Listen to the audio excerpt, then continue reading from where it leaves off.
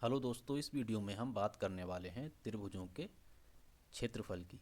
एक ही सूत्र से हम प्रत्येक त्रिभुज का क्षेत्रफल निकालना सीखेंगे, फिर चाहे वो समकोण त्रिभुज हो या समबाहु त्रिभुज हो, समद्विबाहु त्रिभुज हो या फिर विषमबाहु त्रिभुज ही क्यों ना हो।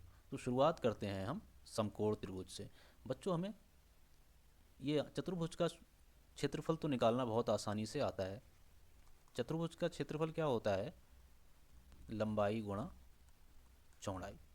अगर हम इस भुजा को h मान लें और इस भुजा को b मान लें तो इसका क्षेत्रफल क्या हो जाएगा? h गुणा b। लेकिन हमें क्या चाहिए? त्रिभुज का क्षेत्रफल।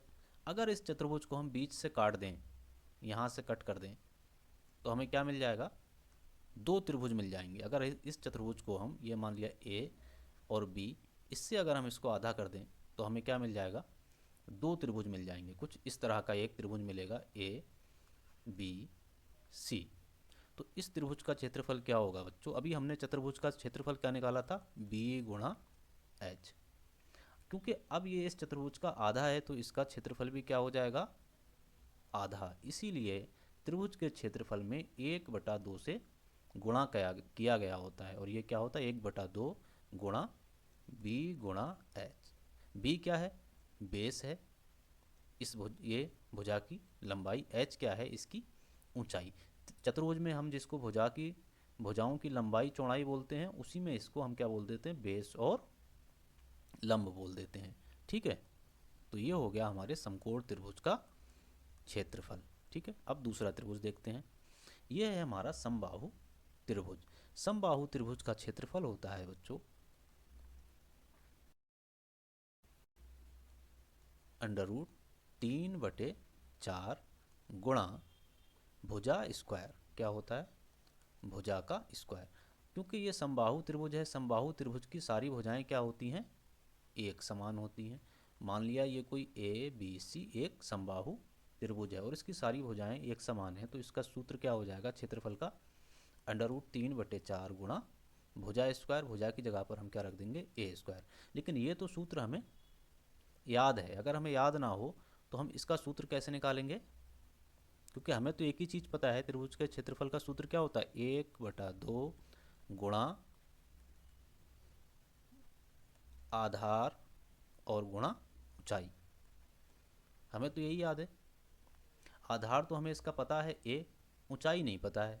अगर हमें ऊंचाई नहीं पता है तो हम क्या करेंगे? ऊंचाई मान लिया h है, ऊंचाई क्या है?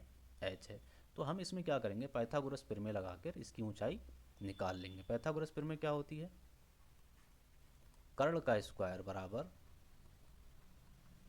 आधार का स्क्वायर प्लस लंब का स्क्वायर। ये हम इस त्रिभुज की बात कर रहे हैं।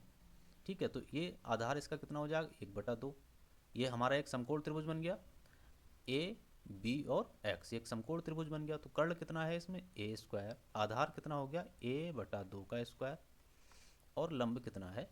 एच का स्क्वायर। हमें एच निकालना है तो एच स्क्वायर हमने यहीं रखा, ए स्क्वायर, और ये इधर लाएंगे तो क्या हो जाएगा? माइनस का a²/4।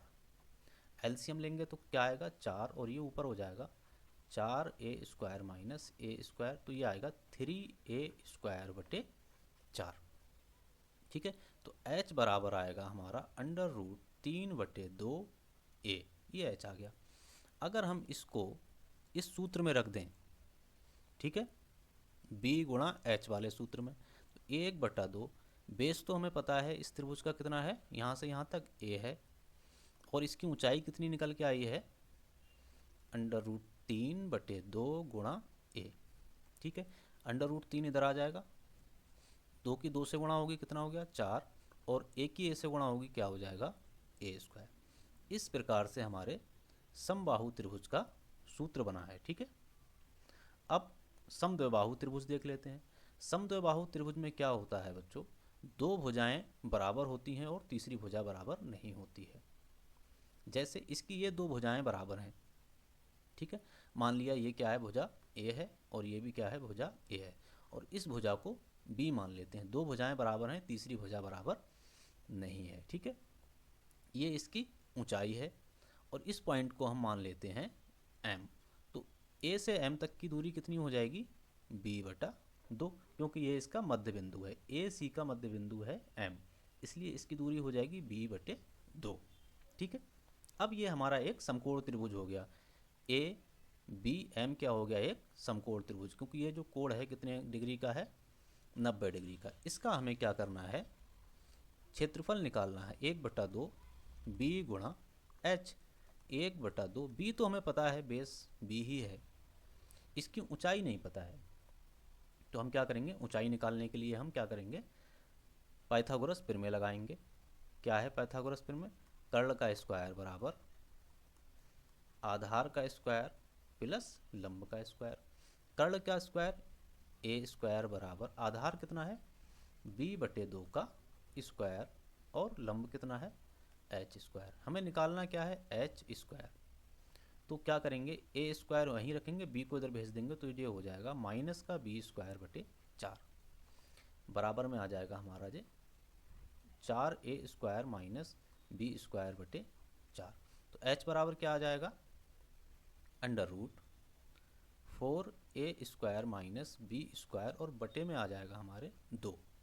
अब इसको इस सूत्र में रख देंगे हम, 1/2 गुणा b गुणा क्या है, √4a² माइनस b² बटे 2। इसकी आपस में गुणा कर देंगे, ये हो जाएगा b/4 गुणा √4a² माइनस b²। ये हमारे किसका होता है, समद्विबाहु त्रिभुज का सूत्र। अगला है हमारा विषम बाहु त्रिभुज। ठीक है, हमने यहाँ पर कोई एक विषम बाहु त्रिभुज ले लिया है, ए बी सी। ए के सामने की भुजा को हम, भुजा की लंबाई ए होती है, सी के सामने की भुजा की लंबाई सी होती है, और बी के सामने की भुजा की लंबाई को हमने स्मॉल बी से प्रदर्शित किया है। इसका जो क्षेत्रफल निकालने का जो सूत्र है वो हम हीरोइन के सूत्र से ज्ञात करते हैं। हीरोइन का सूत्र क्या होता है, √S S-B S-C। यहाँ पर बच्चों S हमारा त्रिभुज का अर्ध परिमाप है। क्या है, अर्ध परिमाप। हम सब जानते हैं परिमाप निकालने के लिए हम भुजाओं की लंबाई का योग करते हैं, तो ये ए बी प्लस ये क्या है, भुजाओं की लंबाई। और अर्ध परिमाप निकालना है तो भुजाओं की लंबाई के योग को हम 2 से भाग कर देते हैं, अर्ध परिमाप निकल जाता है। तो ये हो गया हमारा S। और यहाँ पर ए बी सी जो हैं वो भुजाओं की लंबाई है। ठीक है, उम्मीद है वीडियो आपको पसंद आया होगा, तो चैनल को ज़रूर सब्सक्राइब कर लें।